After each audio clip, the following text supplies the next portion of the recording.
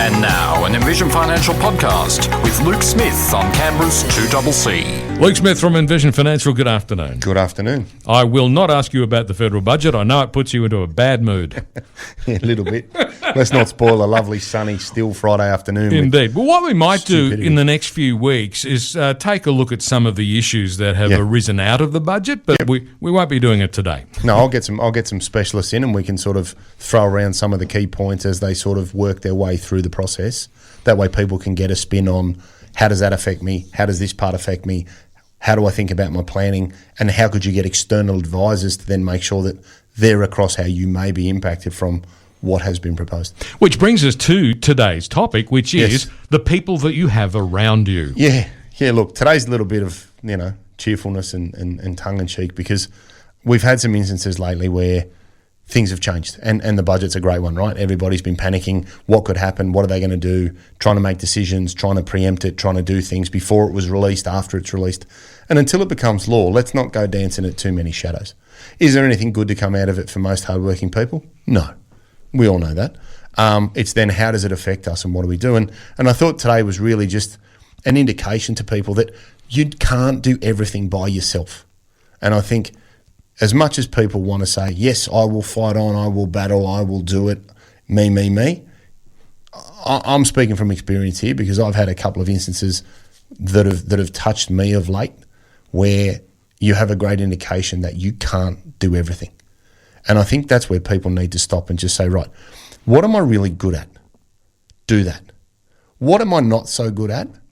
Get someone in to do it. Now, it might be a lawyer, a financial planner, a general insurance agent, an accountant, a business advisor, a coach, a dietitian, whatever it may be. If you can't do it better than a professional and you have the resources to focus on what you do that. Don't try and 30% 16 things, because nothing good's going to come from it. And I think that's what I want people to take from today is don't be afraid to reach out and get some help, because I think young people are going to find it very difficult to buy houses, right? Given the bureaucratic bungling that goes to building something and their inability to build anything, it's never going to get any better, no matter what money you throw at it. And people need to be thinking about, well, what could I do with my friends? Do I have a group of people? Could we go and buy a house together? Could we get into residential? Could we get into commercial? Could we get into land? Could we get into something with a group of 4 or 5 mates? And look, I do this myself. I'm very fortunate. I've got a group of guys around me who are absolutely unbelievable. And I wouldn't be able to do a lot of the things that I do and have opportunities and exposure to things without that group of lads. Now, I think people need to start thinking about that collectively, because there's probably plenty of people out there listening who are saving madly for a house deposit and are just running into the wind and probably become disenfranchised with what they're fighting. Try and do things where you can lessen your risk, spread your exposure, gain access to markets that you're not a specialist in through the people that you have around you. Many years ago when I was a lot younger. As were we all. A parent of one of my mates said to me once, you show me your friends, I'll show you your future. And that really resonated with me as a 16, 17-year-old, and it still holds true to this day. And the reason I say get good people around you is not just that you can do things financially together, it's the attitude that people have around you around what could influence your decision-making. If you've got positive, professional, hardworking, driven, hungry people around you, you'll be the same. You get some lazy, bludging, good-for-nothing people around you, that's going to leak into you. That's going to expose you to stuff. It's going to change your attitude. And if you've got negative people around you going, oh, that'll never work. Oh, that'll never do it. Oh, you'll never. Get rid of them. Because if you're hungry and you want to chase something, and I reckon any young person out there now, if you're hungry and you're really going to get something, you'll destroy your peers. Because we've got a huge block of the community that are ribbon driven and have been told they're amazing through their entire education, and we've rewarded mediocrity. And you've seen that with a huge rise in mental health, because people have no resilience and have the ability to sort of accept a no or a failure. So if you're hungry and you're a young person, I applaud you. Keep fighting, keep chasing, keep doing things, and get great people around you. So I'll give you 2 examples that I've seen this week, both true stories. One, a mate of ours put in a chat group, an elderly gentleman's lost in a suburb. Right, he'd gone for a walk, got lost. He's getting on, a little bit of maybe dementia, Alzheimer's, didn't know where he was. Right, one of the lads in our group shut his business down and sent 10 to 15 lads out in cars to a suburb because he has the manpower and he has the resources. Like, unbelievable. Another one in our group, I'd actually, this was me personally, I'd said to somebody at a lunch, I've got a timing issue with something, can I borrow some money? And the answer before I got borrow out of my mouth was, just tell me when you need it. Now, you can't buy that, but that gives you some protection. It gives you the confidence to have a go at stuff. And it puts you in an environment where you're with people that are like-minded. I think that's what people need to keep in mind. You can't carry everything yourself. Stuff's going to be tough, stuff's going to work, stuff's not going to work. You're going to see budgetary changes, you're going to see regulation changes, you're going to see employment changes, you're going to see relationship changes. You cannot carry everything yourself, and I think if you do, you're crazy. So I say to most people out there listening, get a group of people around you that will get you to where you're going, and you can drag them there as well. Because if you've all got a similar attitude and you're all hungry and you all work hard and you help plug a gap that you can't do, I think you actually can't go wrong. And not enough people do it. This is really quite interesting, isn't it? There is an old saying, misery loves company. And totally. if you are miserable and you hang out with more miserable people, you only multiply the misery, don't you? So the reverse is also true. If you have a cheerful, optimistic outlook and you keep cheerful, optimistic company, you tend to buoy each other up, don't you? And again, I think you've hit the nail on the head, because the biggest part of that conversation is that mentality. There's nothing worse than taking advice or listening to a view of somebody that says you can't do something and they've never done it. And I'd say to somebody, if somebody's come to you and said, I think I'm going to go into business, I've got a dream to do this, that won't work. Don't listen to someone that's never done it. Get people around you that are further down the road than you. Because whatever challenge you come up against, they've probably seen it, they've probably fought it, they've probably beat it, and you want to be able to lean on people that are further in a career in any field, because professionals find a way to get stuff done. People that want to quit and be a loser just give up and go, it was too hard, or listen to people with that negative sort of connotation to it. I think it's like cancer. Honestly, I think it's like mental cancer, because everybody loves what you have. Nobody loves what you had to do to get it. And that's where stuff in the budget really sort of rubs me the wrong way, because you've got hardworking people paying for people who've made a choice not to. And you shouldn't be punished because of the 30 or 40 years of grind you've put in, just because one political party thinks everybody should be the same. I can't get my brain around it. I'll never get my brain around it.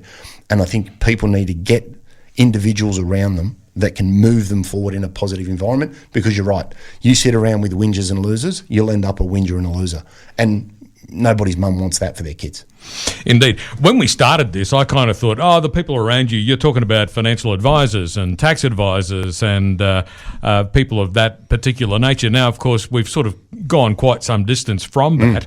But bringing it back to those, it's also quite important to recognise the value of professional advice, isn't it? And not whinge about, I can't afford to hire an accountant. Exactly. And again, I think for me, and I probably didn't articulate that at the start, that part of it is a given. That's your starting point, right? Get a business coach, get an accountant, get a financial planner, get whatever you need, a bookkeeper, a general insurance agent, a lawyer, a family lawyer, a criminal lawyer, whatever it is you need to get you moving in the right direction, get them around you. Because you will lose more money in time, effort, and lost opportunity than you would paying somebody to give you the answer, because they have the answer. You know, it's like a Rubik's Cube. You could sit there for 5 hours, spin the thing around and still not get there. Somebody that knows what they're doing hand it back to you in like 3 minutes. So why would you go and spend valuable time? And that's what I said at the start. If you can't do it better than somebody else, get them to do it or pay to get it done, because you need to focus on the things that will move your career forward, your business forward, your family forward. Whatever it is that you're moving forward to, get those people around you. And from a professional standpoint, that's the first circle around you. Then you get that other social network around you and get all the people that are, oh, that won't work, oh, I don't like that, then kick them to the curb.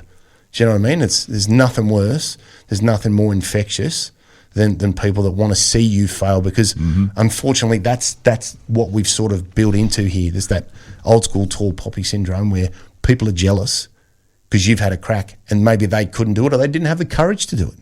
And that's fine. You know, it's the old lion and gazelle. The gazelles look over at the lions and wish they had what the lions had, but the gazelle runs just fast enough to not get eaten by the lion. The lion gets up every day, goes running, doesn't know if he's going to catch anything, but he does it over and over and over again. If you don't want to be a lion, cool, just admit you're a gazelle, drink the dirty water, lie in the sun, and run just fast enough to not get eaten by be the second slowest gazelle. But don't get angry at other people and then, as I say, influence what they're going to do. Be positive. If you can't say something positive, just don't. Yeah. They say that everybody's entitled to their opinion. My response to that is, yes, you are, but it doesn't guarantee your opinion is actually worth anything. Oh, 100%. So when somebody is giving you an opinion, just think about who is it that's giving you the opinion. What are their qualifications? What do they actually know? Yeah. What have they actually done? Which is what you just said a minute ago. Yeah. If you're going to take advice from somebody that hasn't been in your shoes, in your position, facing your challenges, who cares? Who cares? It's irrelevant.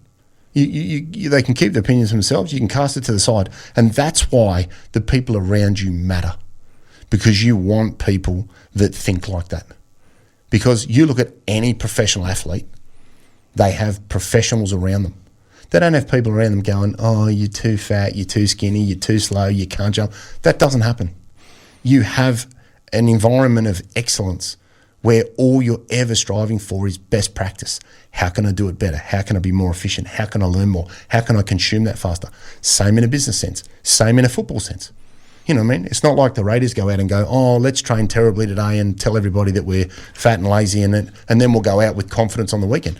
No professional athlete does that. No. You need to have that mentality as an individual, because the ones that do, they're the ones that have a crack and they're the ones that are killing it. And this younger generation have a massive opportunity to destroy their peers because of this school environment that's been created where everybody gets rewarded for being mediocre.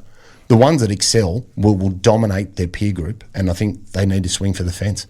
Luke Smith from Envision Financial is with me in the studio today, and we're talking all sorts of deep and meaningful stuff today. We started off talking about having, proper professional advice like good accountants and good tax lawyers. Yeah. But, of course, it also goes a lot deeper than that, and we have explored that to quite some degree today. So what do you think people should keep in mind? What should people remember? Yeah, look, I think be mindful of who's around you.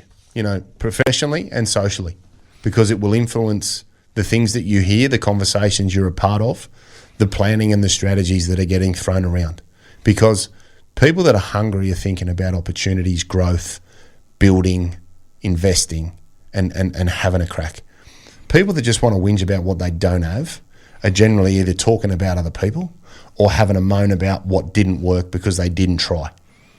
And I think that's where you've got to be really careful that, as we said before the ad break, you don't have people who are influencing your drive and your decision-making and your confidence and your opportunity, your view of an opportunity, because maybe they don't have it or they're jealous or they can't do it or they're not exposed to it. Because a lot of people also need to remember, you've got to stay in your lane, right? You can get into a lot of trouble playing in someone else's lane if you don't have the resources to play with them, okay? You can't have 2 boxer-size classes and then jump in the ring with Mike Tyson. Okay, even now that he's retired, he'd still beat you. He'd still destroy you. Correct. You train for 5 years, he'd still destroy you. And I guess that's my point: is get people around you professionally that help. If you can't do it better than someone, pay for it, because you'll save a lot more money. You'll get a lot more time. You'll get a lot more expertise. You'll get a lot more from their experience than you go and try and plant a tree for the first time. Okay, make sure the people around you care about you and what you're doing. Make sure if you are around the younger generation, you are a great influence. So all the parents out there, teach your kids about money. Teach your kids about saving. Teach your kids about dollar cost averaging. Teach your kids about things that they can benefit from as they grow. Because the more engaged they are, the sooner they start, the greater the compound outcome, the greater job you've done as a parent. And it doesn't matter. I'm not saying, you have to be rich and do it. You can save $10, you can save $100 a week. It doesn't matter. Save something. Teach the behaviour so they can then execute what their resources allow them to put into that process. Do things and share the risk. I think young people need to think about doing things collectively. You can't go out and buy an $8 million building, but between 5 of you might be able to. You can't go out and buy a house for $850,000, but between 4 or 5 of you might be able to. And that could be your starting point. And then you pay some down, pay some down, pay some down. It goes up in value, and you parlay that into something a little bit bigger, and off you go. That's much better than, I'm going to save for a deposit for 15 years and I'll never catch up to the rising house prices because we don't build enough of them and the cost is never going down. So do things together as a collective. Have a planned attack in relation to what you're going to do. Get really good professional advice in all facets of what you're exposed to. Have a really good social network and have people around you that are positive, they're hungry, and they will help you be a better person and a better professional. And I think if you can do that, and as you said, misery likes company, we'll kick it to the curb. Don't be part of it. And you'll be amazed at how positive your attitude and your environment can be, because I'm blessed to have a group of guys around me that are exactly that. Yep, misery might like company, but so does optimism. So where can listeners get more information? Yeah, 62604749. envisionfinancial.com.au on the internet. We've got the podcast, Strategy Stacker, Luke Talks Money on iTunes and Spotify. We've got Envision Financial Canberra on YouTube. And we've got Smart Money Strategy, your ultimate guide to financial planning in all good and bad bookstores. Absolutely. Everything you need to know is between the pages. But, if you can't bring yourself to read a book, keep listening every Friday afternoon. Watch it on a video. Indeed, absolutely. Luke, thanks very much. See you next week. Luke Smith from Envision Financial back with us again at the same time next Friday afternoon right here on 2CC.